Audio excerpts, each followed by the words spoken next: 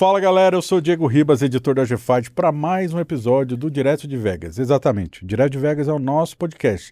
No YouTube, o canal chama Direto de Vegas e nas plataformas de áudio você também encontra como Direto de Vegas. Estão no Spotify, Apple Podcasts, em todos os lugares. Mas se você quer ver os cortes, os melhores momentos, vá para o canal da GFight. Aproveita, se inscreve nos dois canais, deixa o like, dá essa moral aí pra gente pegar as plaquinhas aí que o YouTube sempre gosta de presentear depois de um certo número de inscritos. Dito isso, recados importantes, na descrição desse vídeo você vai encontrar todos os passos para você fazer parte da comunidade da GFight. É de graça, assinar a newsletter da gfight.com, descrição, você encontra o vídeo. Quer fazer parte dos nossos grupos no Telegram ou no WhatsApp? Tá na descrição desse vídeo também, e é de graça, é só clicar. Nesses grupos a gente divulga as principais notícias do mundo das lutas, das nossas dicas de apostas, né, com o nosso patrocinador 1xBet. Primeiro patrocinador, primeiro de muitos que virão, por enquanto o único, 1xBet, a nossa casa de apostas. Se você quer fazer a sua fezinha, seja maior de idade, não seja um idiota, porque não é investimento, é diversão. Futebol, UFC, basquete, Copa do Mundo, tá sobrando dinheirinho, quer se divertir? Use o nosso link na 1xBet. Se fortalece a nossa parceria e a gente vai crescendo, bancando esse estúdio incrível aqui da Outbox Media Vegas e trazendo convidados incríveis, como a de hoje. Cláudia Gadelha, tudo bom? Tudo bem, e você? Tudo ótimo. Claudinha Gadelha, né? Por muito tempo eu te entrevistei como lutadora e faz um pouquinho de tempo eu passei a te entrevistar agora como a cabeça do UFC BJJ, mas também é uma empresária, business, né? Como é que tá a vida? Tá feliz, Gabriel? Até estranho, né? Até um pouco estranho. Chegou aqui, eu falei, tá na skin empresário, veio com notebook, bolsa, tudo. Não, é engraçado que já tem 6 anos que eu aposentei, né? Sim. Minha última luta foi em 2020 e eu completamente mudei a minha vida, né? Eu tive uma revolução de identidade muito forte nos últimos anos e eu olho minhas fotos de quando eu lutava e eu não consigo nem acreditar que eu lutei por tanto tempo, né? Eu tive uma carreira no MMA de 14 anos e antes disso eu lutei muito no jiu-jitsu, né? Comecei cedinho aí na carreira, mas, assim, eu sou outra pessoa hoje em dia, totalmente voltada pro business e transferir todas as minhas habilidades da luta pro business. Acredito que essa é uma das maiores dificuldades dos lutadores quando param de lutar, né? A gente viu até o Dustin Poirier agora meio que passando por dificuldades de identidade, ele não sabe quem ele é. Perfeito. Fora da luta, né? E eu acredito que eu fiz isso muito bem porque eu já fui me preparando desde nova para isso. Eu sabia que ia chegar uma hora que eu ia ter que mudar de fase e na hora que a aposentadoria bateu na minha porta, que foi nova, aposentei com 32 anos, eu estava pronta psicologicamente para passar de fase. Belo gancho que você usou, já vou aproveitar então a deixa. Vamos lá, o Dustin Poirier, para quem não viu, chegou a ser detido, foi preso ali, já tá solto, mas ele teve uma confusão no aeroporto. Depois de ser liberado, ele mencionou que está numa fase inconstante de adaptação, parou de lutar, bebendo mais do que costumava, enfim, não está bem. Eu sou jornalista esportivo faz anos, no mundo das lutas faz 15 anos só de luta. Parar não é fácil, atleta de alto rendimento. Encontrar o que fazer, como você mencionou, canalizar as habilidades, como você bem mencionou. Qual é o segredo, o que se fazer? Porque, assim, não é todo mundo que vai ser empresário. Não é todo mundo. Cada um é diferente, cada um tem habilidades diferentes. Mas o que fazer para não... Pô, Poirier chegou no mais alto nível do esporte e vê-lo passar por isso. O que fazer para se reencontrar? Na verdade é bem triste, né? Essa fase de atletas passando por essa dificuldade de identidade. É a questão da identidade mesmo. Você passou a vida inteira se sentindo e performando como lutador.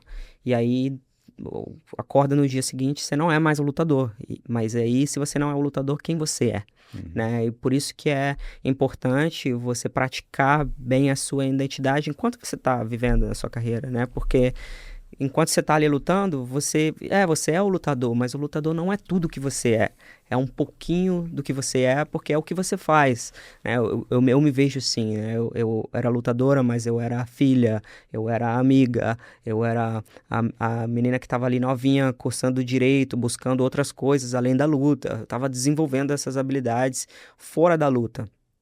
foram elas que talvez me atrapalharam a não chegar a ser campeão do UFC? Acredito que não, porque eu realmente dei tudo para a luta, tudo que eu tinha para a luta, mas eu também fui desenvolvendo outras habilidades ali em paralelo, que é possível, né? Eu acho que é a questão de você usar o tempo livre para você desenvolver outras habilidades no lugar de usar ela só para descanso e diversão. E quando você está lutando, você fica tão cansado, ali o corpo fica tão cansado, a mente fica tão cansado que você só quer descansar. Mas dá para fazer outras coisas. A gente conhece vários lutadores que fizeram uma faculdade, que começaram a investir em business enquanto estavam ativos ainda. Então dá para fazer outras coisas, né? E eu acho que esse é o segredo, é o atleta entender que vai chegar uma hora que ele vai parar de lutar e que vai ter uma vida inteira ali pela frente, né? Eu aposentei com 32 anos, então tem uma vida inteira pela frente. Eu acredito que o Dustin tem menos de 40 anos. Menos, 36, eu acho, É 37. minha idade agora. Então, assim, tem muita vida pela frente. E ele é muito mais do que só o lutador. Ele é o pai, ele é o marido, ele é o filho.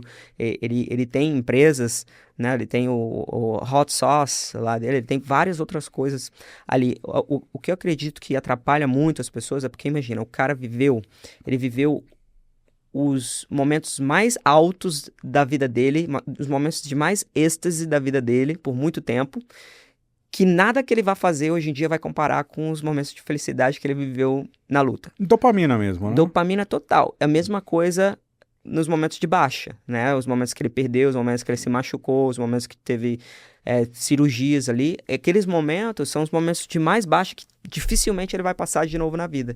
Então, essa essa mudança de emoção, de altos e baixos, eu acho que é muito viciante. Ela se torna muito viciante. E é quando você para de lutar, você vai ter que encontrar alguma coisa que substitua essa emoção. E muita gente acaba indo pro álcool, para as apostas, jogos de aposta, que aqui é maconha. liberado, né? Exato. Muita gente acaba indo pro negativo. O que eu fiz? Eu procurei fazer tudo o que eu podia fazer de positivo na minha vida.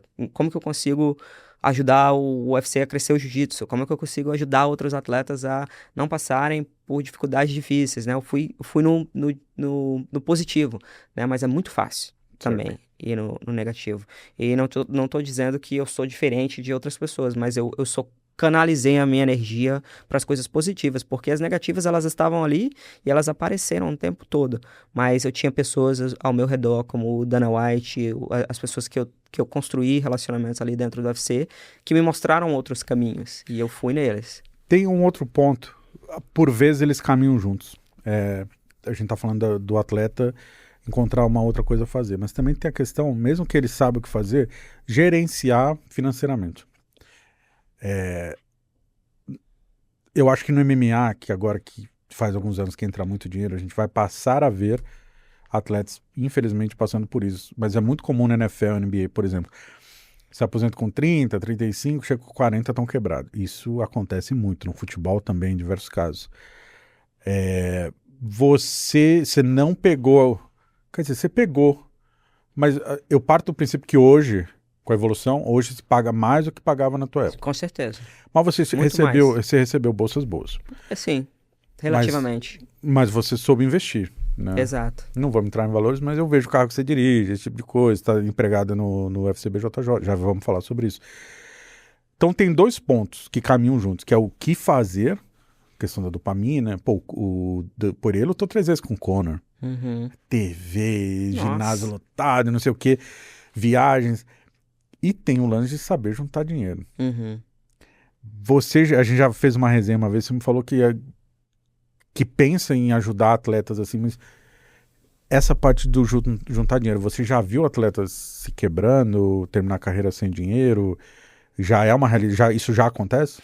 Na verdade, a estatística dos atletas no geral é 78% dos atletas no geral, de todos os esportes. 2 anos depois que eles se aposentam, eles estão quebrados, né? 2 anos. 78%? É muito alta a porcentagem, 78%. Quando eu comecei a trabalhar no UFC, foi uma das primeiras coisas que eu quis fazer. Eu fui pedir pro Dana, deixa eu ajudar os atletas com habilidade de vida mesmo, finanças, mindset. Inclusive, ele que me falou essa estatística, eu fui olhar, realmente, 78% dos atletas no geral, 2 anos depois que se aposentam, estão quebrados. Eu arriscaria dizer que no MMA, no esporte do MMA especificamente, essa porcentagem é ainda maior, e não 2 anos depois. Eu acredito que deve ser uns 85 a 90% dos atletas de MMA que vivem bem estão quebrados aí menos de 2 anos. Alguns até no dia seguinte, né? Porque vivem ali lutando para conseguir sobreviver. Então, é um assunto muito delicado e, assim, eu já vi atletas no UFC fazendo a conta de cabeça e sabendo quanto o atleta ganhava. Eu já vi atletas no UFC ganhar, assim, na carreira 10 milhões de dólares e hoje em dia não tem nada, né? E isso é muito triste. Mas também é errar demais também, né? Errar demais. E ter as pessoas erradas ao redor e não consertar, né? Não consertar esses erros e deixar ali o balde com furo sem consertar. Você consegue enumerar quais são os principais erros que você viu atletas cometendo? Eu acho que... Carro importado. Número um, as pessoas que você tem ao seu redor. Porque se você tem um grupo de pessoas ali sugando de você o tempo inteiro, porque elas sabem que você vai lutar e vai ganhar ali 200 mil, 400 mil dólares, essas pessoas vão ficar te bajulando seu camp inteiro, porque elas sabem que daqui 1 mês ou 2 elas vão ganhar uma bolsa, elas vão ganhar um carro. É tão louco assim as coisas que eu já vi na luta, de atleta dando coisas para outras pessoas e não valorizando o dinheiro que ganha, sem saber que um dia vai acabar, que eu acredito que o principal é não deixar as pessoas ao redor sugarem tudo. Inclusive, um assunto muito delicado, família, às vezes, que às vezes o lutador brasileiro vem para os Estados Unidos, começa a ganhar dinheiro e agora a família não faz mais nada porque fica dependendo do atleta. Já vi muito isso também. Isso é um assunto muito delicado, tem muita emoção aí envolvida. Eu decidi aposentar os meus pais quando eu parei de lutar e quando eu entrei no UFC, eu falei, agora eu consigo deixar vocês sem fazer nada, eu vou cuidar de vocês. E foi uma das realizações que eu tive na minha vida. Mas enquanto eu estava lutando, eu estava juntando dinheiro, eu estava investindo meu dinheiro, eu não estava gastando o dinheiro que eu estava ganhando na luta para sustentar outras pessoas, né? Porque aí atrapalharia a minha carreira. Então, acho que número 1 é as pessoas que estão ao seu redor, ter cuidado para elas não estarem te sugando ali, né? O Floyd Mayweather é um cara que tinha ali 1.000 pessoas do lado dele nos camps dele e sempre tirando, né? E o cara tem muita grana, mas também gasta muita grana, né? E a gente vê muito isso no esporte. Então, acho que é o número 1. Número 2 é o atleta começar a comprar coisas que ele não está pronto para ter, né? Carros de luxo, casas muito mais caras de manutenção que eles podem suportar se pararem de lutar. E uma coisa que eu sempre pensei foi, se eu comprar esse carro, eu consigo manter esse carro, o IPVA, os impostos, a gasolina, eu consigo manter esse carro se eu parar de lutar? Ou se eu não lutar esse ano? Não. E aí eu sempre pensava, eu consigo manter esse carro 3 vezes? Eu consigo comprar 3 desse carro aqui se eu parar de lutar? E quando a resposta era não, eu sempre não fazia. E eu vejo que o atleta tem aquela questão do status, né? De querer aparecer, estar bem, e estar bem, mas a conta tem que ser feita pro resto da vida, né? Eu acredito muito em um número que leva a gente à terceira ideia dessa questão de o que o atleta precisa fazer financeiramente para ficar bem. O que a gente fala aqui nos Estados Unidos, que é o seu fuck you number, que é o número que você precisa ter investido para você falar para todo mundo, fuck you, seu boss, O Joe Rogan falou que ele alcançou esse número quando ele vendeu o podcast dele para Spotify, 100 milhões de dólares. Pô, vendeu bem, né? Aí é muito fuck you também. É muito fuck you. Mas esse fuck you number, você tem que saber quanto que é, né? E ele é baseado na regra dos 4%. Se você quer gastar 100 mil dólares por ano, você vai ter que ter ali 2,5 milhões de dólares investidos, porque 4% de 2,5 milhões de dólares é 100 mil dólares por ano, e se você tirar os $100 mil todo ano, de 2.500, de 2,5 milhões de dólares, você nunca vai acabar seu dinheiro pro resto da vida, né? Uma regra de finanças e uma regra matemática, que se você tiver o número que você consegue tirar 4% dele todo ano, esse dinheiro nunca vai acabar, né? Então, o atleta tem que entender isso desde do dia 1, porque se o Não gastar mais do que você consegue fazer, né? Exato, e se o fuck you number dele é 5 milhões, e ele ganhou os 5 milhões, mas aí gasta tudo dos 5 milhões, o que ele vai ter que fazer de novo para ganhar esses 5 milhões, né? Então, entender qual é o número e chegar nele, e deixar ele investido, e aí depois disso gasta com carro, gasta com casa, gasta com família e tudo isso. Já chegou, já atingiu o seu fuck you number? Isso foi uma das coisas que me ajudou a eu me aposentar. Eu tive uma lesão, eu tive uma concussão, uma post-concussion syndrome, uma síndrome pós-concussão. Fiquei 10 meses no quarto escuro, chorando, sem conseguir fazer nada, não conseguia olhar na luz, eu não conseguia falar com ninguém, fiquei depressiva 10 meses dentro de um quarto escuro lidando com a concussão, e quando eu fui liberada para lutar, fiquei fazendo muita fisioterapia, sentia muitas dores de cabeça mesmo, tipo umas facadas, umas pontadas na parte da minha nuca, e toda vez que o meu batimento cardíaco subia acima de 100, eu vomitava, e a luz me dava muita dor de cabeça. Então, esse momento foi o momento mais delicado da minha vida e um momento de muita reflexão, que eu fiquei em casa durante o Covid, estudando e tentando entender o que eu ia fazer depois daquilo, né? E quando o UFC me liberou, quando o Dr. D me liberou para voltar a lutar, eu não sentia mais vontade de lutar. Eu falei, é a minha vida que tá no jogo aqui, né? Eu não quero tomar outra pancada na cabeça e passar mais 10 meses sentindo tudo isso. Então, eu preciso repensar a minha vida. E aí eu olhei os meus números, olhei meus investimentos, já tinha casas de Airbnb, tinha dinheiro investido no mercado financeiro, e eu falei, pô, eu consigo parar e pagar minhas contas. Então, eu não preciso lutar. E foi aí onde eu fui no Dana White, pedi pra Nicole, a secretária dele, pra falar com ele, pra ver se ele me recebia. Ele me recebeu, eu fui falar com ele, eu falei, Dana, fiquei 10 meses agora sofrendo pra caramba e eu não quero mais lutar. E eu achei que ele ia me dizer que eu era muito nova, né? E aí, o Dana é o cara mais inspirador que eu conheço, eu já conheci na minha vida inteira, ele me inspira muito. E ele começou a nomear as coisas que eu fiz, né? Você é uma das melhores lutadoras do mundo, você é top do ranking, você foi coach do TUF, você lutou com as melhores, você não tem nada pra provar pra ninguém. Para agora, não deixa a sua saúde ficar mais grave do que isso. Para agora. E aí eu olhei pra ele assim e fiquei pensando, pô, que legal, achei que ele ia falar que eu era muito nova, né? E ele falou, mas você é uma das lutadoras mais inteligentes que eu conheci na minha vida, eu não vou deixar você ir. Trabalha aqui com a gente. E aí eu me assustei mais ainda. Falei, mas como assim? Vim pedir demissão, voltei com outro emprego. Voltei com outro emprego.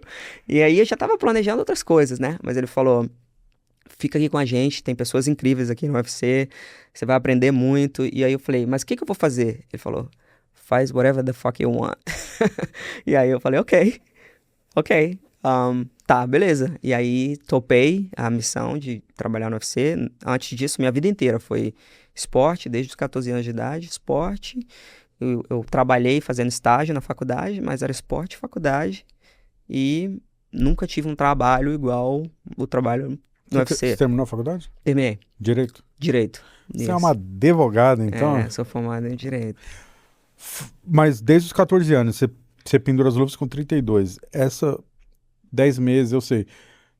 Imagino que não tenha sido fácil a decisão, verbalizar a decisão. Nada fácil. Quanto tempo deu, tirando os 10 meses do todo o processo, mas desde comecei a pensar, vou parar até o momento, parei. Quanto tempo para amadurecer essa ideia? Olha, foram esses 10 meses que eu fiquei sofrendo ali. Porque enquanto eu tentava fazer uma caminhada de 5 minutos dentro do condomínio ali e vomitava. Eu tentava ligar a luz do quarto, dor de cabeça. Eu tentava ligar para minha mãe, eu que era a pessoa forte na família, que segurava a emoção de todo mundo, eu chorando para minha mãe, dizendo que eu não sabia o que estava acontecendo comigo, não sabia se eu ia ficar bem. Então, aquilo ali, aqueles momentos que eu passei, foram os momentos mais difíceis da minha vida e eu não queria voltar para eles. E eu sei que tem muitos atletas que têm concussão, é engraçado isso, porque depois que eu tive a concussão, eu comecei a descrever os sintomas para alguns amigos que lutam no UFC e eles começaram a falar para mim: ah, como assim? Eu sinto isso todo dia. Falei, meu Deus! Tipo, vivendo com concussão, vivendo machucado, mas tá acostumado a sentir dor e não sabe o dano que tá causando à vida, né? À saúde. Então, aqueles 10 meses ali foram os meus 10 meses de reflexão. E, assim, eu nunca tirei nenhum momento pra descansar, sabe? Eu sempre fui muito hardcore, né? E, tipo, eu tava lutando do nível mais alto no UFC enquanto eu tava me formando em direito. Então, eu doei a minha vida pra alta performance. Então, eu acredito que foi uma mensagem de Deus. Para, descansa e vê o que que você vai fazer na próxima fase, sabe? E foi aí nesses 10 meses que eu senti que não dava mais. E quando eu conversei com o Dana, né, que ele me inspirou a parar e seguir, né, e ele falou pra mim: você pode fazer whatever the fuck you want in your life, na sua vida você pode ser o que você quiser, né, e eu vivo com essa filosofia. A minha base foi a luta, eu aprendi habilidades incríveis de alta performance na luta, mas eu posso ser o que eu quiser, e eu vivo com essa filosofia. Me relembra exatamente. Você lembra? Óbvio que você lembra, mas eu não lembro. Qual foi a luta que você teve essa concussão? Foi Yan Xiaonan. A chinesa bate duro pra caramba. Isso. Ela vai lutar agora? Eu não Ah. posso falar agora na luta, mas depois fala. Você deve saber, mas eu não Não posso sei, falar eu não naquela. acompanho muito o MMA mais, mas é engraçado que, assim, a minha concussão não foi de pancada tão forte, mas foi das repetições de pancada ali, né? Eu ganhei o primeiro round, derrubei ela, fiquei por cima, bati pra caramba no segundo round. A metade do segundo round eu fiquei tomando aquelas pancadinhas na cabeça ali, e foi o que me arrebentou. Você falou síndrome do pós-concussão. Você teve a concussão na luta mesmo. Foi Mas os efeitos você sentiu depois, é isso? os médicos falam que a minha concussão ela foi de movimentos bruscos repetitivos. Então, não exatamente na luta, mas eu já vim tomando muita pancada na cabeça a minha carreira inteira. E nos últimos 2, 3 anos da minha carreira, eu fui treinar lá no Frank Edgar, Mark Henry, Em New Jersey? New Jersey. 3 dias de sparring por semana. Minhas parceiras de treino eram as meninas mais pesadas que eu. Era Caitlin Chukagan, Sajara Eubanks, Sim. né? As meninas de 135 pounds, 125 pounds. Então, eu tava tomando muita pancada na cabeça, fazendo sparring 3 vezes na semana. Mas isso é loucura também, né? Um pouco de loucura. Três Considero loucura. spar na semana? Sim, e tinha que fazer. O Mark é hardcore mesmo. Mas hoje em dia eles não fazem mais isso. Acho. Eu não sei. Espero. Torço. Espero que não. Então, nos últimos 3 anos da minha carreira, eu fiquei tomando muita pancada na cabeça. E aí, na luta, tomei mais pancada na cabeça. E eu fui sentir mesmo os sintomas 4 dias depois da minha luta. Nem sabia que isso era possível. Eu não sabia nem o que era. Tipo, não Não, tinha... concussão eu já tinha ouvido falar. Eu tinha ouvido falar, assisti o filme Concussion, Aham. mas eu não entendi os sintomas, porque eu tava me sentindo tão off, não parecia eu, sabe? Não me sentia que eu era eu, me parecia que eu tava no meu corpo. Que, assim, o barulho no ouvido, parecia que tinha um grilo cantando na minha casa e eu não achava o grilo. Eu ficava procurando o grilo, não tinha grilo, mas era o barulho no ouvido. Tonta o tempo inteiro, sem saber onde eu tava, vomitando. E aí eu liguei pro meu médico no Brasil, falei, pô, tô sentindo essas coisas aqui, dor de cabeça forte na parte da minha nuca e não sei o que tá acontecendo, só consigo ficar em casa com gelo na cabeça, não sei quem eu sou direito e tô me sentindo off. E aí ele falou, você tá com concussão.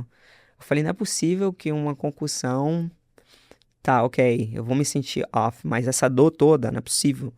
E assim, teve um momento até que foi durante o Covid, né? Os meus pais não podiam vir para os Estados Unidos porque o border estava fechado e eu não podia entrar no avião para ir para o Brasil. Então, eu fiquei sozinha dentro da casa, desesperada com essas dores, sem saber o que fazer. E aí, teve um momento até que eu liguei pro UFC e pedi ajuda. Eu falei, olha, eu tô com uma dor de cabeça aqui que eu acho acho que já era, vou morrer. E aí a coordenadora médica, que era a minha coordenadora das meninas do Peso Palha, ela falou, você precisa de uma ambulância? Eu falei, ou uma ambulância ou um Uber, alguma Ou um coisa. padre, traz alguém. Me tira daqui. Aham. E aí ela mandou um Uber, o Uber aí ligou pro Dr. D. O Dr. D não estava no hospital, mas ligou pro hospital, eles me receberam no hospital. E aí eu tava no meio dos pacientes do Covid, né? Um médico com um Pô, capacete pode crer. gigante se protegendo lá do Covid. E eu na fila, mas quando eu entrei, fiz todos os exames da cabeça. E eu lembro, o médico apareceu, eu deitada na maca, o médico voltou depois de ver meus exames. Ele falou, gritando por causa do capacete que ele estava usando de proteção lá de Covid. Aí ele falou assim: eu não consigo te dizer o que você tem, mas o seu cérebro está inchado e eu preciso que você fique aqui hoje à noite. Você tem alguém que você possa ligar para ficar aqui com você? Eu olhei para ele, olhei pro meu telefone, eu falei, ferrou, não tenho ninguém. Estou em Vegas sozinha pelo esporte, minha Uhum. família tá toda no Brasil, não tenho muitos amigos, ferrou. Vida solitária de atleta de alto rendimento, né? Solitária total. Mas foi o maior aprendizado da minha vida. Foi Qual o aí, tratamento para isso? descanso, ter que fazer fisioterapia de equilíbrio, né? Então fiz fisioterapia até aqui em Vegas na Physical e tem que fazer vários exercícios de equilíbrio e dar uns choques de alerta no cérebro, muita visão e alerta, luzes, trabalhar com luzes para reativar o seu cérebro e descansar, né? E ficar fazendo o teste para ver se os sintomas estão passando. Mas o meu demorou pra caramba. O UFC bancou tudo?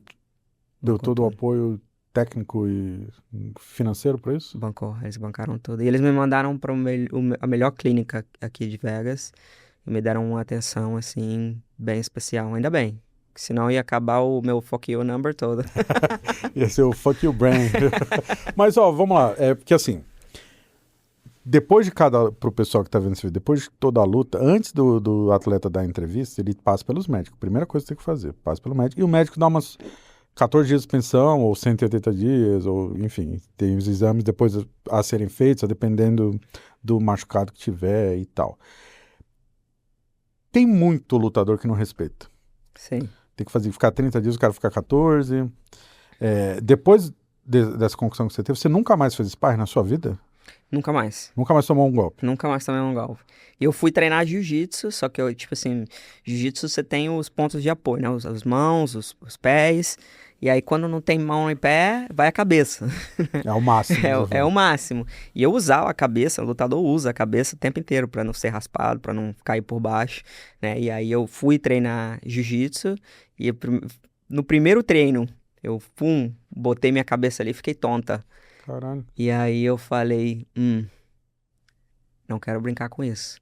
Mas já vi vários atletas com concussão voltando antes da hora e brincando com isso. Sim. Sentindo todos os sintomas e brincando com eles. O próprio Michael Bisping escondeu a lesão no olho para poder ele mentir. Ele falou já publicamente que ele mentiu pro cara da comissão técnica, ele sabia como eram os testes. Ao mesmo tempo, o lutador, vocês, hoje você não é mais lutador, mas lutador é meio dodóizinho no sentido de que a sua carreira como atleta você precisa provar que você é braba. Você vai se fechar numa jaula ali com 20 mil bêbados em volta berrando, você tem que ser a mais braba ali. Tem. É muito difícil pro atleta assumir que ou não tá bem fisicamente ou não tá bem psicologicamente. É muito difícil, porque você tem que mentir pra você o tempo todo. Amanhã você vai lutar com o Brock Lesnar. Bora, meu irmão. Tô pronto. Esse trabalho de mental mesmo, mentalmente, você assumir pra você, eu preciso de ajuda. Pô, eu acho que esse é o passo número 1 da imensa maioria dos lutadores. Não consegue admitir que precisa de ajuda. É. Mas eu acho que essa fase ela vai passar. É uma fase, né? Tipo, eu lembro quando eu tava na Nova União, nós éramos 200 lutadores, Manaus, Natal, José Aldo, Renan Barão, José Formiga, todo mundo vindo lá de cima faminto.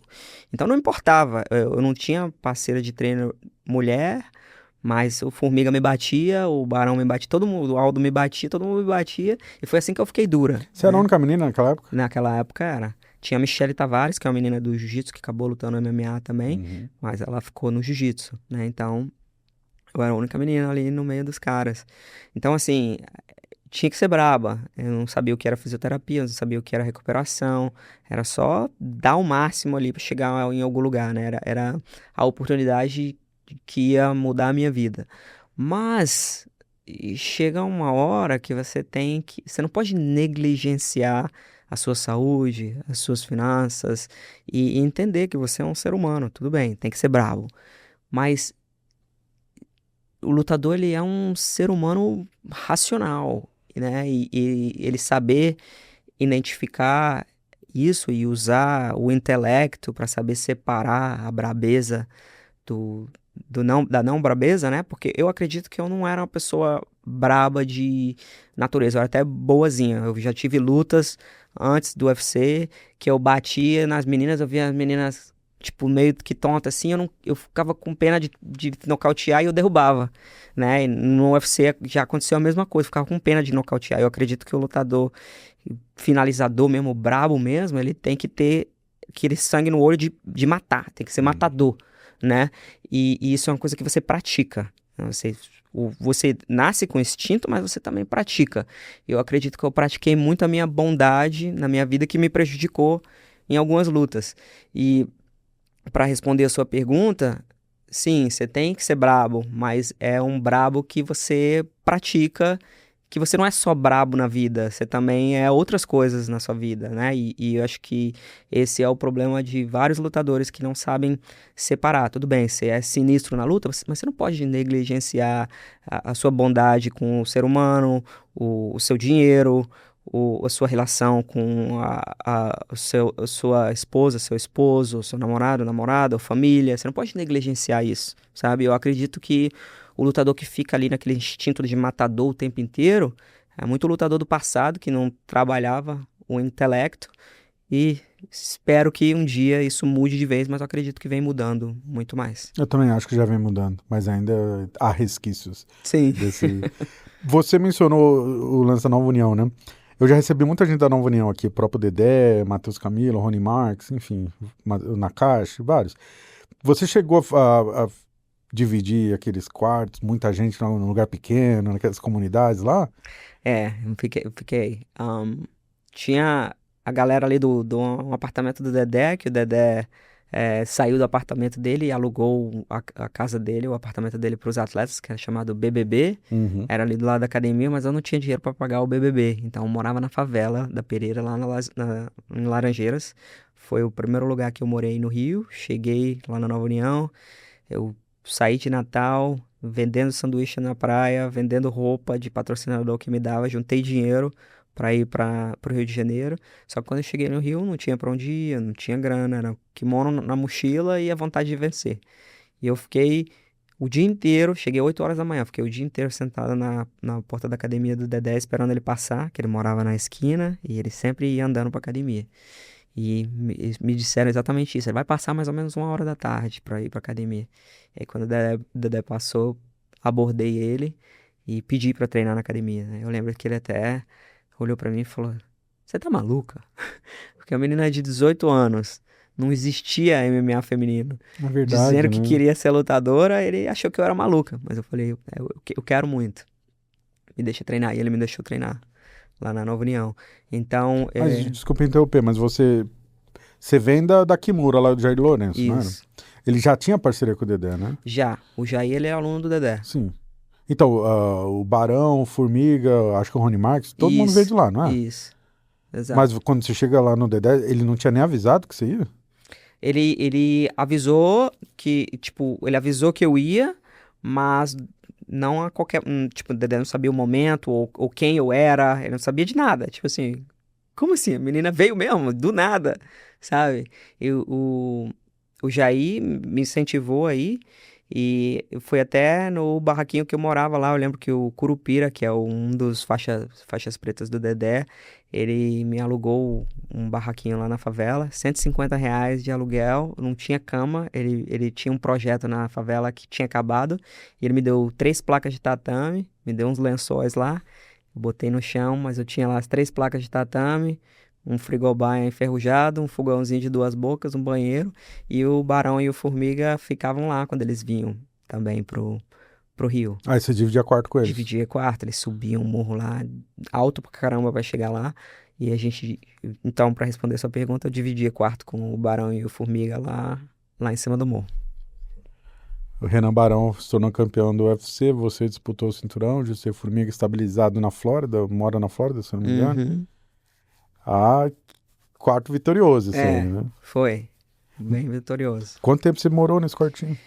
Muitos anos. Eu fiquei lá até 24, 25 anos, que foi quando eu consegui comprar minha casa lá no Rio. Desculpa a indiscrição, mas assim, você já falou outras vezes, você não vem de uma família com grana, né? Não, E aí você meio que dá a louca, vai no Rio atrás do seu sonho. uhum. Até quando que financeiramente virou pra você? Porque existe um limite de tempo que você consegue correr atrás de um Sim, sonho até ele virar, né? sim, sim. 25 anos foi quando as coisas começaram a virar pra mim. E eu sempre fui muito consciente, assim, financeiramente. Sempre, tipo, comecei a pegar todo o dinheiro que eu pegava e sim, eu sempre tive a mentalidade de empreendedora. Inclusive, eu aprendi muito com o Dedé, né? Porque eu via que o Dedé sempre voltava de alguma luta com um atleta e ele comprava um prédio do lado, aumentava a academia. Chegou um ponto que a academia do Dedé era 4 prédios na rua e ele era o dono do restaurante do lado e da loja de suplemento e do estacionamento de trás, né? Então, o Dedé sempre me inspirou muito. Eu ficava, pô, isso que eu preciso fazer. Preciso comprar imóveis, preciso investir, né? E com 18 anos, tinha um Banco Itaú lá do lado da academia do Dedé. Eu fui lá e perguntei, onde que eu coloco dinheiro? Eu não tinha nada. Era tipo, vendendo sanduíche na praia, vendendo roupa e, tipo, roupa de patrocinador que me dava lá R$ 1.000 de roupa aqui por mês pra você botar o pet no kimono. Eu saía vendendo nas academias e os 1.000 virava 3.000, né? Que eu vendia por mais. Uhum. E eu fui me bancando assim, dessa maneira. E aí o dinheirinho que eu ia pegando era pra pagar os campeonatos de jiu-jitsu, comprar suplementos, investir de volta em mim, né? E comecei a pegar R$ 100 e colocar numa previdência privada com 18 anos. E eu sempre fui muito consciente. Ah, mesmo ganhando pouco, você conseguia guardar um pouquinho. Sim, sempre, sempre fui pensando na hora que parar. O que eu Isso, vou isso fazer? é muito raro, É Gadelha. raro, É eu muito sei. raro. Porque junta a juventude e o mundo do atleta, onde é muito também. Você tem que performar é difícil ter esse discernimento para, peraí, eu preciso pensar no amanhã. Eu acho que eu tive muitos bons exemplos, né? Como eu falei, tipo, eu sempre fui muito ambiciosa, eu sempre quis grandes coisas na minha vida, sempre quis conquistar grandes coisas. A vida que eu vivo hoje, eu almejei ela minha vida inteira.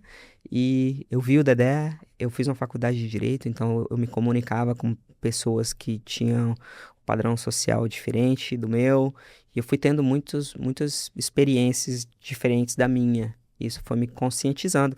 Até hoje também, eu tô numa fase de vida que eu tô bem, mas tem gente que tá melhor do que eu e eu tô aprendendo com elas e eu quero estar onde elas estão, né? Então, acho que essa conscientização, né, de olhar para dentro e também entender onde que você quer chegar é muito importante.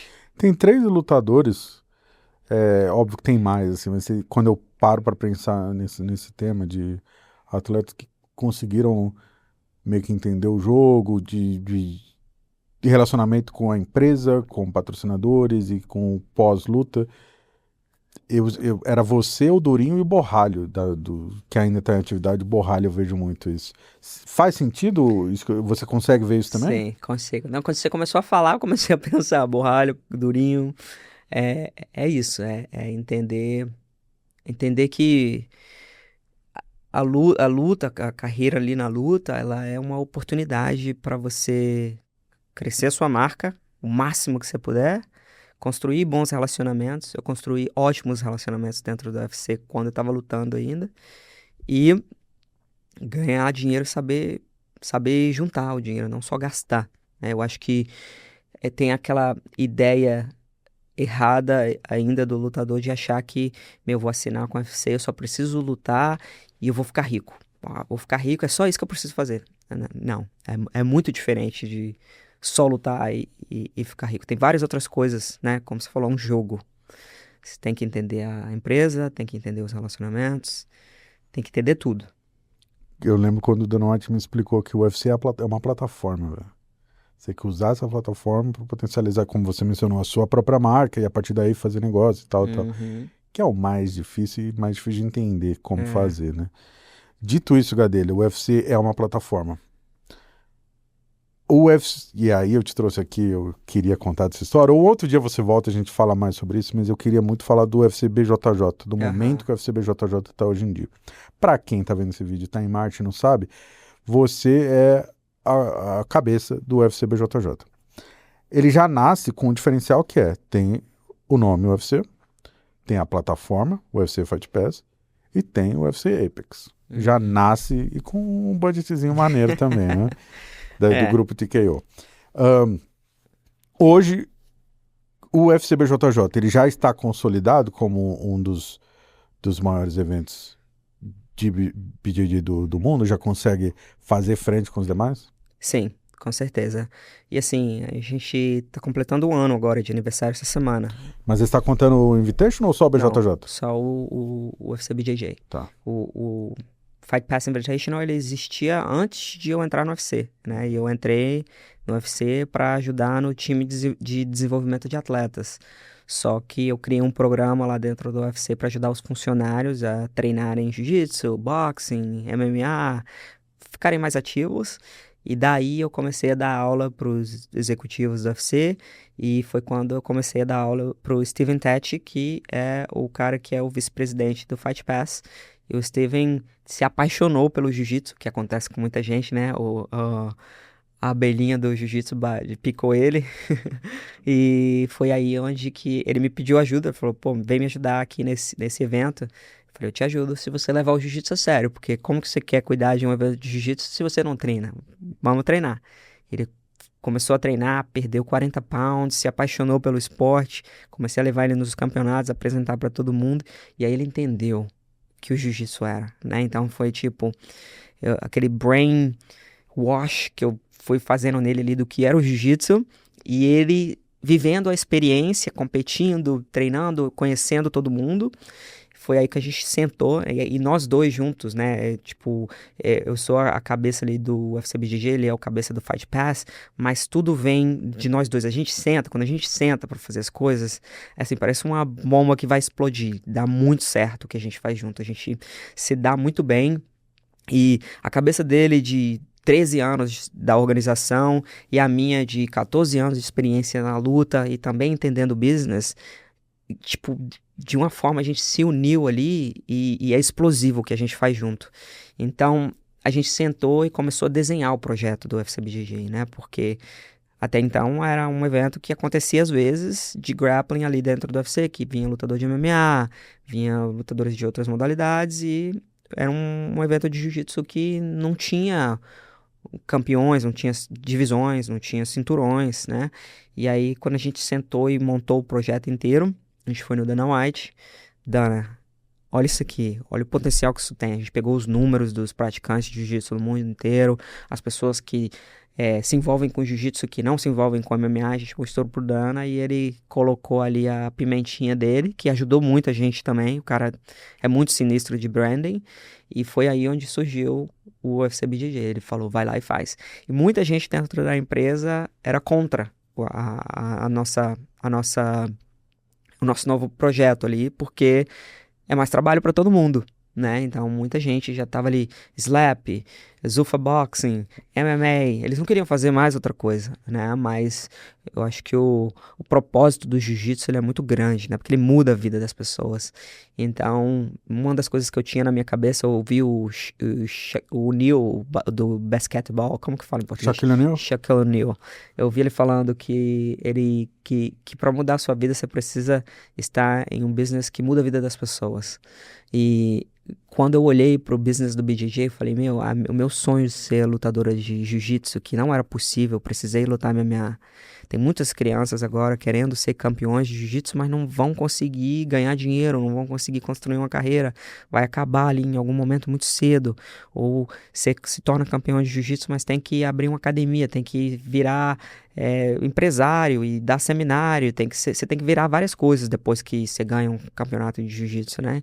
Então, a ideia é dar uma plataforma para essas pessoas conseguirem construir uma carreira e conseguirem construir a marca, conseguirem construir bons relacionamentos e conseguirem ganhar dinheiro, né? A ideia do UFC ali, o que é que você consegue construir estando dentro do UFC. E o UFC BJJ, ele dá isso para as pessoas. Então eu falei, é isso, é isso que a gente precisa fazer, é transformar o UFC BJJ no o que o Dana transformou o UFC com o MMA. Não tem que reinventar a receita do bolo, é a mesma coisa. E a gente fez isso agora há um ano, um dos melhores eventos de jiu-jitsu do mundo.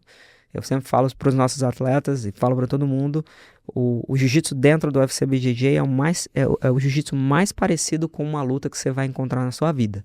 Tipo, é uma luta de verdade. Eu sei que o americano não vê o jiu-jitsu como uma luta. Match. Ele vê como um match, porque não tem strike. Mas o mais perto que você vai chegar de uma luta com o jiu-jitsu vai ser dentro do UFC BJJ. Então, sim, somos um dos maiores eventos de jiu-jitsu do mundo e vamos nos tornar o melhor. Um ano. Quantos eventos já foram? A gente fez 10 eventos. Tem um agora em agosto. Um agora em certo? agosto, isso. Perfeito. O saldo hoje, se a gente comparar a figura grande do mundo do jiu-jitsu, que é o nicho. Uhum. Quem consome basicamente é praticante, enfim, mas a ideia é tornar isso mais amplo, pelo que eu entendi do discurso de vocês, né? Atingir um público maior, não apenas o praticante, atingir não praticantes que, porventura, podem se tornar praticantes, certo? Uhum. Em questão de números, o que a gente está falando em termos de audiência? Quantas pessoas podem ser impactadas pelo UFC BJJ? E o que diferencia o BJJ, sei lá, dos eventos da IBJJF ou até os outros eventos do Flow Grappling, sei lá? Qual é o diferencial? O diferencial maior é a oportunidade que o atleta tem ali de estar ali envolvido com uma marca como o UFC, aí aumentar a marca dele. O Mike Musumeci, quando ele começou no UFC BJJ, um ano atrás, ele tinha 600 mil seguidores. Agora ele tem 1,6 milhões de seguidores.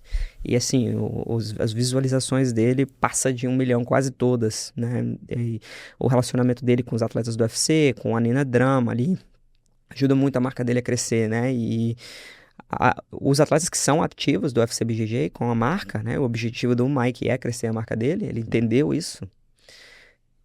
Eles estão crescendo a marca, né? Então, eu acho que isso é o principal, ganhar dinheiro, construir bons relacionamentos e crescer a marca. Coisa que não existia antes no jiu-jitsu e que nenhuma outra organização pode dar para os atletas, mas o UFC pode. Isso é o principal. A ideia de carreira número 1 no jiu-jitsu era vira campeão mundial 1, 2, 3, 4, 10 vezes. Agora você tem o status de abrir uma academia ou ensinar seminários ao redor do mundo. As pessoas vão pagar para viver experiências com você, né? Mas é isso que eu falo. Aí é você aprender a ser empresário. É outra coisa que você vai fazer da vida. Não é viver do esporte. Então, assim, na fase que o lutador de jiu-jitsu ele tá competindo, ele não tá ganhando dinheiro, não tá conseguindo construir marca. Sim.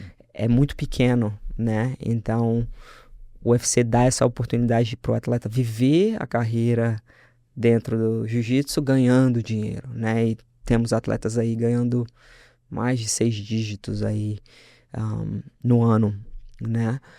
Temos atletas ganhando 6 dígitos por luta, né? No BJJ? Sim, e assim... É difícil de acreditar, né? Para atletas que lutavam de graça, né? Sim. Em campeonatos. Então, você já ganhou algum dinheiro lutando no jiu-jitsu? Nunca. Nem $1. Só lesão. Algumas, inclusive. Algumas. Feito esse comparativo, o UFC BJJ, eu lembro que o Dana White ele anunciou na criação um budget de alguns milhões e tal.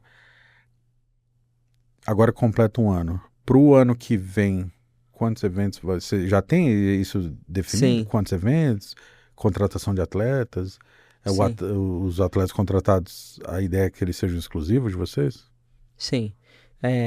Isso é uma pergunta até legal, porque muita gente não entende a nossa exclusividade, né? Porque a galera do jiu-jitsu acredita que o atleta tem que ficar solto e participar de outras organizações, mas quando o atleta de jiu-jitsu vira exclusivo do UFC BJJ, tem budget de marketing pra gente gastar no atleta, viajar o atleta para eventos do UFC, sentar ele na frente na primeira cadeira ali das lutas no UFC, botar a câmera na cara dele, mostrar ele na televisão, as pessoas que tem que voar com o atleta pro lugar da luta, tem várias coisas que acontecem ali por trás que muita gente não entende, mas... Muita gente não sabe que quando, no intervalo das lutas, quando a câmera mostra e aparece o nomezinho, aquele custa dinheiro. Custa muito. Porque tem milhões de pessoas vendo aquilo. Simples assim. E isso, uma coisa que eu aprendi depois que eu tava trabalhando no UFC, inclusive o Hunter, que me explicou isso, não sei como que se fala em português, equity. Equity Como traduzir equity? Complicou para os brasileiros aqui. Mas equity... Equidade, mas para fazer sentido em português tinha que ser outra palavra, né? Mas assim, é uma forma de aumentar quanto o atleta vale. Certo. Então, tipo assim, você comprou uma casa por $100 mil, não existe esse número, mas você comprou uma casa por $100 mil, depois de um ano, a casa vai apreciar e vai valer ali $105 mil, né? Toda vez que a gente coloca a câmera na cara do atleta ali, ele vai de 100 para $105 mil igual uma casa apreciando, né?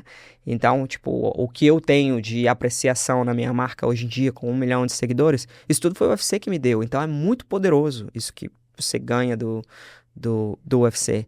Então, não é só aquele valor monetário em papel. Ele vem em outros valores também, que é o valor da sua marca, que está sendo depositado ali em você. Então, aquele dinheiro que foi gastado ali pelo UFC para te mostrar, ele é dinheiro que hoje em dia faz parte da sua marca, né? Muita gente tem dificuldade de entender isso. Inclusive, o UFC poderia vender aquele comercial ali para outra marca e ganhar uma grana com isso, né? Então, essa questão de exclusividade é porque a gente gasta muito com o atleta para aumentar o valor da marca dele, para que mais pessoas aprendam sobre ele e queiram ver ele lutar. Então né? Todo mundo que luta no BJJ tá exclusivo ou alguns você assina por uma luta apenas? A maioria a gente assina por uma luta, mas a gente tem 15 lutadores exclusivos, que são os que hoje em dia estão ativos ali, lutando o tempo inteiro. O Mike, o Meregali, o Andrew, tem 15 no total. Os Canutos? Os Canutos também, exato. E são ali atletas que os Canutos compraram casa com dinheiro do UFC BJJ. Foi uma das maiores realizações minhas dentro do UFC BJJ, foi quando a Raquel falou, ano retrasado, ela falou, a gente vai comprar uma casa com dinheiro do UFC BJJ. Que irado. Falei, pô, que legal, né, cara? E eu fui no Dana, falei, Dana, tem 2 atletas comprando a casa com dinheiro do UFC BJJ, olha que maneiro. Sabe? Ele falou, vamos contar essa história deles. Brilhou até o olhinho pra contar. Muito legal, cara. Irado. Você se dá benzão com a Raquel, né? Sim, eu treino lá na academia dela, a gente bate uma na outra. Raquel Canuto tá grávida, né? Tá grávida, O Renato já veio aqui, doidinho. Gente boa pra caramba. Muito gente boa. Tá, o lance da exclusividade. Como é que funciona no mundo do jiu-jitsu essa questão? Porque tem vários eventos.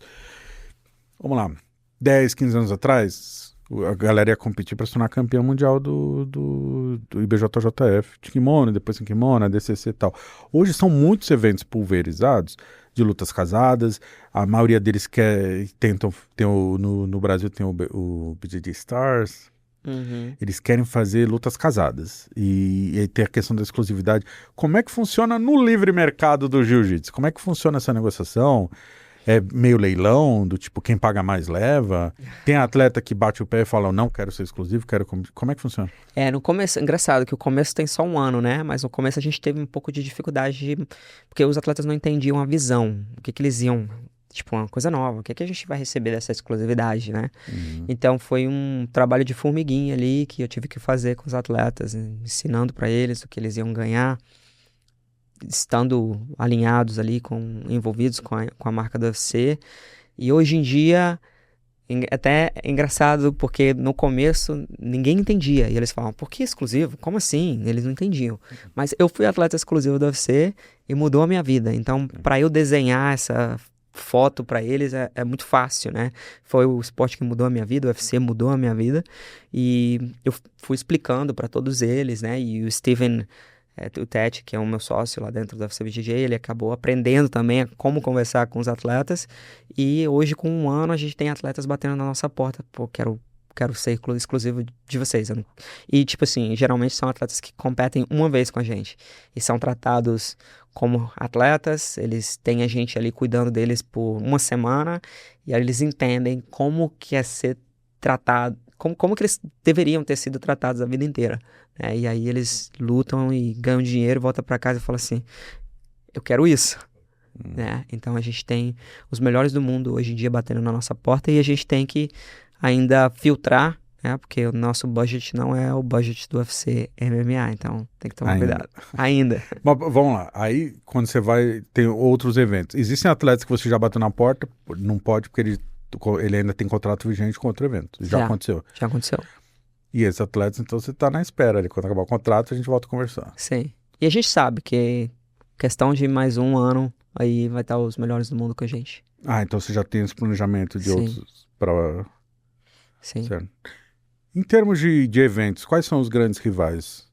Quando o BJJ lança, qual é a competitividade no mercado? Assim, a gente vê os outros eventos não como rival, mas pensando no objetivo principal, que é crescer o esporte do jiu-jitsu. Se a gente consegue pegar ali 5% de 1 bilhão de fãs do MMA e colocar essa galera para treinar jiu-jitsu, estar nas academias, mudarem a vida através do esporte, esse é o objetivo. Quando eu converso com o Marcelo e o André da IBJJF, me dou super bem com eles, são caras incríveis.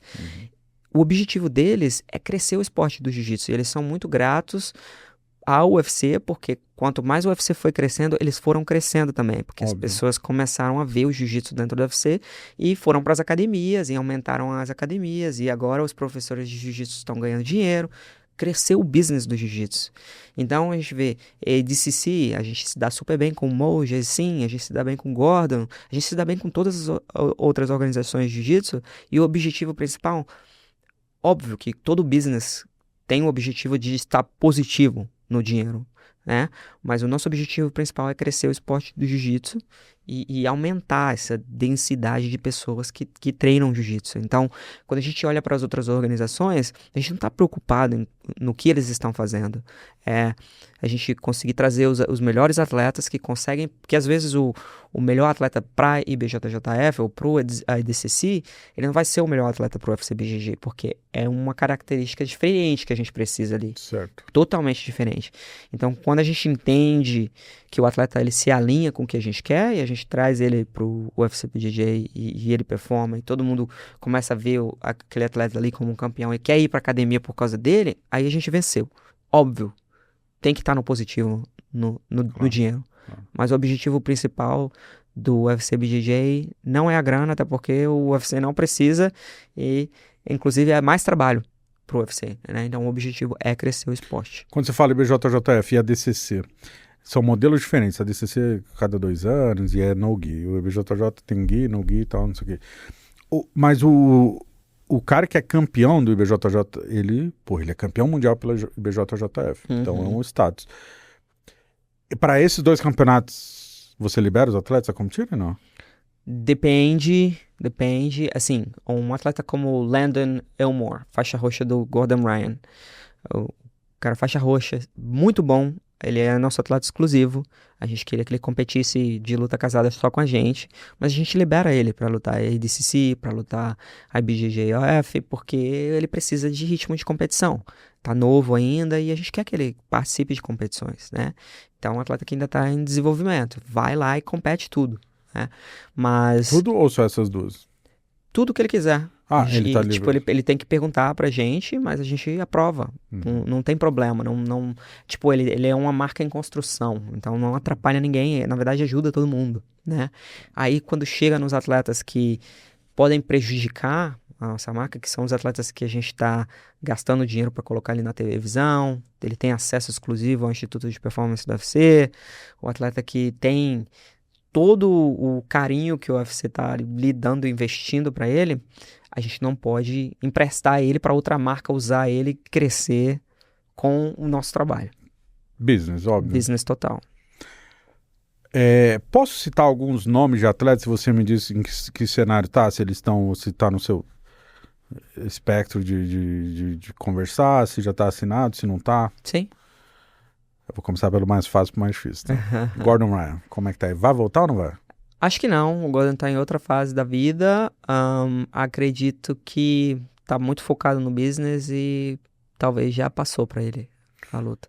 Putz, a saideira com preguiça não vai rolar. Pô, era bom que rolasse no UFC BJJ. Sim, quase rolou. E o do Gordon tá novo ainda, né? Mas ele tem um problema no estômago, né? De saúde. Então, difícil acontecer. Você acha que ele não luta mais? Eu acho que ele não luta mais. Putz, ele já lutou no Invitational, não foi? Lutou no Invitational algumas vezes. 2 vezes, né? Aí foi comentarista depois. Isso, e a gente tem uma ótima relação com ele. Ele vem direto aí, né? Vai nas lutas do UFC, a gente se dá bem. Mas, putz, tão novo assim, no auge, um dos GOATs da parada. Mas problemas de saúde, né? A questão dele e também abriu academia, mudou de fase. Você sabe o que é esse problema no estômago que ele tem? Eu não sei exatamente o que é, mas ele tem um ácido que desenvolve no estômago que ele não consegue fazer nada de alta performance. Vomita no treino, não consegue ficar E ele já bem. tinha isso no auge dele? Tinha. Ele já tinha isso. Meu Deus. É algo parecido que o Mike tem uns problemas de saúde aí também, tem uns problemas no estômago, sempre reclama. O Musumeci? Ele falou, tava com 2 úlceras no estômago. Meu Deus. Mas ele administra isso aí e consegue lutar. Nicolas Meregali. Meregali é nosso, exclusivo. A gente acabou de liberar ele pra fazer uma luta no Brasil. Spartan Fight Night. Isso, ele vai lutar lá. Então, tipo, tá vendo? Não é querer prender o atleta. É entender o que faz sentido pro nosso business e o que não faz. Tipo, ele lutar lá no Brasil com preguiça não afeta a gente quase nada. E é um evento que é uma vez por ano, vai passar no combate. Ele vai ganhar dinheiro. Pra mim, tipo, quando chegaram pra mim com a notícia, eu falei, não vejo problema nenhum, sabe? O Meregali continua com vocês. Continua. Perfeito. Continua. Mas ele é exclusivo, mas vai lá fazer essa luta e tranquilo também. Felipe Pena, preguiça. O Pena a gente conversa bastante, mas eu queria fazer muito uma luta dele com o Big Dan. Boa. Tentando fazer essa luta aí. Talvez aconteça mais pro final do ano, esse ano. Mas ele não performou bem às vezes que ele lutou no Invitational, né? Então ele até verdade, fica né? com aquela fome de vir e performar bem aqui, porque ele lutou com o Meregali, né? Lutou com o Craig Jones. Craig Jones pegou o pé dele, né? Ele fez umas lutas que não foram muito bem. Mas a gente quer que ele venha lutar aqui. Nick Rod? Nick Rod é exclusivo. Assinamos com ele exclusivo esse ano. Talvez seja o próximo aí lutando pelo cinturão na categoria de 205 ali com Mason Fowler. E ele tem uma promessa gigante aí de ser uma estrela, né? Tainan Dalpra. Tainan Dalpra. Batemos vários papos já. O Tainan tá em uma fase da vida de dar muita aula e competir esporadicamente. Então, estamos em conversa ainda. Queremos muito ele no UFC BJJ. Por favor, cara. Faz Tainan. muito sentido, né? Tainan, acho que é o cara dos que eu gosto, é o único que eu nunca vi lutar ao vivo. Porra, eu moro muito perto do Apex. Traz aí. Aí, Tainan. Mica Galvão. Mica Galvão também. Tivemos várias conversas. Em um momento ele até ia assinar exclusivo com a gente, mas estava preso ao contrato da Flow Grappling, não conseguiu vir. E esperar aí esse contrato se desenvolver para ver se ele ainda vai querer vir lutar aqui com a gente. Tá bom. Helena Clever. Também conversamos com a Helena. Gosto muito do jogo dela, gosto muito dela. Engraçado, treinei com a Helena quando ela era faixa branca. Que ela morava aqui em Vegas. No Cobrinha lá do Hector? No Cobrinha, lá no Hector. Fui treinar com ela, o Hector falou, pô, essa menina aqui é brava. Apertei a mão dela, eu falei, caraca, mão gigante, forte pra caramba. Aí o faixa preta, ela me botou na guarda fechada e ficou me segurando ali. Eu falei, não é possível que essa menina tá me segurando. Ela é bem maior que eu, mas bem forte. A gente quer trabalhar com ela a longo prazo, mas ela tem contrato exclusivo com o One hoje em dia. Mas ela já lutou aqui, né? Já lutou aqui algumas vezes. Perfeito, perfeito. Mais algum nome que eu levantei? Acho que era isso. Sara Galvão, talvez? Sara Galvão é outro nome que a lutou. gente sempre fala, já lutou aqui, perdeu pra Cássia Moura. Que Atual talento campeã. a Cássia Moura, hein? E é uma simpatia de menina, cara. Ela já veio aqui? Aqui não, mas já entrevistei ela lá no Apex. Tem que ver. Porra, História linda também. incrível. Ela, tipo, quando eu vejo ela ganhando, eu choro toda vez. Tipo, parece que eu Você parou de lutar, tá mais emotiva, mais Cláudia? emotiva. Não, e tipo, me mexe muito comigo ver atleta se dando bem. Porque eu sei o quão difícil foi pra mim passar daquela fase de não ter nada e ganhar a vida, sabe? E você se dá muito bem com o Bruno também, Bruno Sim, Bastos, eu né? morei na sala da casa do Bruno Bastos. Primeira vez que eu vim para os Estados Unidos, ele que me ajudou a vir. Eu era faixa marrom de jiu-jitsu, eu tinha 6 lutas de MMA. E eu queria muito vir para os Estados Unidos. Eu tava na época lá da Nova União, que a gente não fazia nada de recuperação, só tomava pancada. Eu queria entender outros métodos de treinamento. E aí eu falei com o Bruno tava morando em Dallas. Ele falou, vem aí, ele me ajudou a tirar o visto. Eu lembro que eu fiz 2 lutas de MMA para guardar o dinheiro para conseguir vir para os Estados Unidos. E aí ele fez um seminário para mim lá na academia dele. Eu dei aula lá só para meninas, só para mulheres. Juntei grana, fiquei na casa dele 3 meses, dormindo num colchão de ar. Então, tipo, hoje em dia ver o Bruno dá maior flashback. Caraca, o cara me deu uma oportunidade de eu morar na casa dele. E foi a mesma coisa que ele fez com a Cássia, né? Sim. Então, o Bruno mora no meu coração. Eu lembro depois de uma pesagem, você até fez Você sempre faz o discurso ali das regras, tá? Mas uma vez você apontou pra ele, falou alguma coisa. Foi bonito, foi bonito. Eu vi que Isso. foi sincero dele também ali. Sim. Não vai chorar, Cláudia Gadelha. Foi chorona? Passando, então, só pra gente finalizar, ano que vem, quantos eventos vocês vão realizar? 10. Esse ano vai fechar com quantos?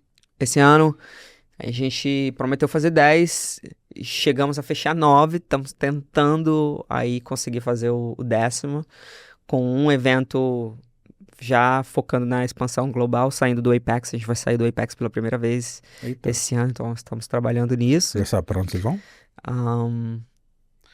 Já Já mas eu sabe. não posso falar. Mas acredito que a gente termina o ano com 10 eventos e o objetivo é repetir no ano que vem e depois disso aumentar, fazer mais que 10. E sair mais do Apex mais frequentemente? A gente quer sair mais, tipo, eu quero muito ir pro Brasil, acho que faz total sentido levar o BJJ pro Brasil. Brasília tá super interessado, Rio, São Paulo quer muito fazer também o BJJ lá. Cazaquistão, Abu Dhabi, todos esses países querem muito que o BJJ Abu Dhabi vá pra lá. tem que ir, né? Tem que ir, Então a gente tá tendo essas conversas aí, começando a fechar os contratos aí pro ano que vem. Quantos atletas você acha que cabe para ser exclusivos do qual plano? Eu acho que agora a gente, com 10 eventos, porque a gente cumpre as lutas que a gente promete pros atletas. Você vê que os nossos atletas, eles são bem ativos, né? Então, a gente tá sempre preocupado em fazer, tipo, prometemos 4 lutas, você vai fazer as 4 lutas, né? E tem atletas que fazem as 4 lutas e querem até fazer mais, né? E se tiver espaço, a gente deixa eles fazerem. Jiu-jitsu é diferente, dá pra fazer mais, né? No MMA, eu lembro que uma vez eu fiz 3 lutas de MMA em 10 meses e aí eu falei, nunca mais vou fazer isso na minha vida. O corpo pedindo arrego, lógico. Não tem como. Mas no jiu-jitsu dá pra fazer. Então, eu acredito que a gente tá em capacity, batemos no teto de capacidade agora, acho que 15 é o máximo, e aí quando a gente conseguir fazer mais eventos, a gente consegue assinar mais atletas exclusivos, porque quanto mais a gente assina atletas exclusivos, mais a gente precisa colocar eles em lutas, né? Claro. Então a gente tem que tomar cuidado com isso. Fionn Davis. Ela é nossa também. A gente luta demais, meu Deus. Muito. Ela, desde o começo, eu queria muito trabalhar com ela e foi bem difícil no começo, mas chegamos nela e hoje em dia ela tá gostando também de lutar no evento. Entrevistei ela lá no Apex também, ela fã da Taylor Swift, não imaginava do nada, assim. É um personagem incrível. Adele. Adele, acabamos de assinar com a Adele também, exclusivo. Nossa, tá Estamos chique, com as melhores, não é? Tá chique. Eu sentei com o Dana 2 dias atrás e falei pra ele, temos os melhores atletas do mundo aqui com a gente, né? E isso que ele queria desde o começo. Ele falou, pô, comecei o boxe agora, já tem os melhores, vocês têm que ir lá e buscar os melhores. E a gente fez isso. Para finalizar então, João Miau, o que aconteceu? João Miau, boa pergunta. Cara, interessante o que aconteceu com o João. O que aconteceu foi o seguinte, comecei a falar com ele pra ele vir lutar no UFC BJJ.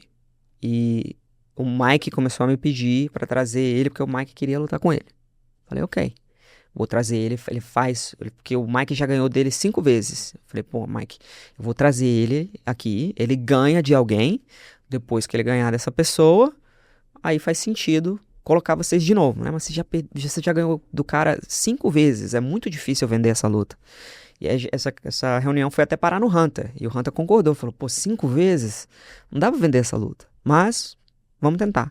Trouxe o João, coloquei o João com o Formiga, José Formiga. O João foi lá, ganhou do Formiga, lutou muito bem, se divertiu a semana inteira, me agradeceu, ficou super feliz, ganhou o dinheiro dele e ficou tudo certo.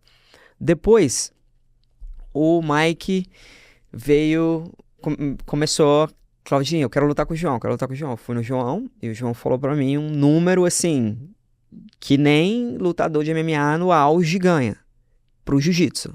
E eu expliquei pra ele, pô, João, a gente não tem o budget do MMA, é diferente, né? O BJJ ainda tá crescendo. Era muito acima do que ele tinha lutado para lutar com Formiga? Muito acima do que ele pediu pra lutar com Formiga e muito acima do que um lutador de MMA no auge ganha no UFC, assim. Era muita grana. Então eu falei pra ele, me liga. Ele mandou mensagem, eu falei, me liga que eu quero entender o que você tá falando, porque não tá fazendo sentido. E aí o Mike é muito persistente, né? Quando ele quer uma coisa, ele fica ali em cima. O Mike tava indo no Steven, que é o meu sócio, e perguntando, o que tá acontecendo? Vou lutar com o João ou não vou lutar com o João? Aí o Steven falou pro Mike, isso porque eu comuniquei pro Steven, falei, Steven, espera, que eu tô esperando o João me ligar pra me explicar o que aconteceu aqui com esse número que ele tá me pedindo, que eu não tô entendendo. Aí o Steven foi no Mike e falou, Mike, o João tá pedindo um número gigante e espera pra ver o que é que vai dar. E o João não me ligava de volta. Ele falou, eu tô dando um seminário não sei aonde, daqui a 1 semana, 2 semanas eu te ligo. E a gente precisava da resposta, assim, 2 dias depois. E ele não podia, não tava available ali. Então, o que o Steven falou pro Mike foi isso. O João tá pedindo um número gigante, a gente não vai conseguir acomodar, eu acho que a luta não vai acontecer. Não tem nada de errado com o que o Steven falou pra ele. Não tem nada de errado com o que eu falei pro Steven. Mas o Mike foi no Instagram e fez um vídeo. João, você tá pedindo um monte de dinheiro pra lutar comigo? Isso quer dizer que você não quer lutar comigo. Mas até aí faz parte da promoção, então me dá uma provocadinha. Exatamente. E aí o João ficou chateado comigo, dizendo que eu estava divulgando números de negociação, o que nunca aconteceu. O Mike não sabe nem na próxima vida dele qual é esse número. Quem sabe é eu, o Steven e o João, porque eu e o Steven a gente cuida do business e o João que falou pra mim esse número. Mas o Mike não sabe do número. O que o João acha é que eu fui no Mike e falei, Mike, o João tá pedindo esse número aqui, que eu falei o número exatamente, o que não aconteceu. E ele foi nas redes sociais e começou a falar mal de mim e do UFC BJJ, o que eu já vi o João fazendo antes com outras organizações e que eu sei que ele ganha dinheiro com o Instagram dele, com as promoções que ele faz, com a marca dele, mas o business que a gente administra é diferente do que ele faz e a gente não consegue pagar ele o valor que ele pediu, pelo menos não agora. A gente não é o UFC MMA, é o UFC BJJ, a gente tem que cumprir uma budget ali dentro do negócio. E se eu não cumprir minha budget ali do ano, ferrou pra mim. E acho que isso que ele não entende. E eu mandei mensagem pra ele depois, eu falei, me liga, vamos falar aqui de adulto pra adulto, mas ele nunca me ligou, então escolheu ficar no emocional. Você acha que existe ainda uma possibilidade de ele voltar a competir no BJJ? Ou esse cenário todo meio que... Eu acho que não faz sentido. Tipo, ele vinha lutar no UFC BJJ pra lutar com o Mike, e, de novo, já perdeu pro Mike 5 vezes. E, assim, pra fazer essa luta, se não tivesse tido esse problema todo de ele ir nas redes sociais e falar o que falou, Talvez, mas acho que não faz sentido mais. Uma pena. Gosto muito do João. Inclusive o Instagram dele é um dos mais divertidos de Muito, acompanhar. eu sigo ele ainda, que eu acho legal os vídeos que ele faz. Engraçado. Tudo. Gadelha, queria muito poder falar mais com você, mas como você mencionou antes, você está empresária, né? Cheio de coisa para fazer aqui. Espero que você possa voltar outras vezes para a gente falar mais do BJJ, dos trials que vocês estão planejando, crescimento do evento. Falar para onde vocês vão quando sair do Apex. Dessa vez, na próxima, você poderá falar. De verdade, muito obrigado por encaixar um tempinho na sua agenda corrida. E agora o espaço é teu, a câmera é sua. O que você quiser falar, o recado que você quiser, o que você quer dizer que você ainda não disse. Eu acho que eu falei tudo, né? Mas, galera, obrigado aí por ter visto essa entrevista. Acho maneiro demais o seu canal e a conversa que você tem com os atletas. Sempre mais profundo, sempre com histórias que sempre acrescentam muito na vida das pessoas. Então, obrigado por ter visto o episódio e assistam o UFC BJJ, que não vai demorar muito para se tornar o melhor evento de jiu-jitsu do mundo. Boa, é isso aí, pessoal. Mais um episódio entrega com sucesso. Vocês sabem que eu sou fã, eu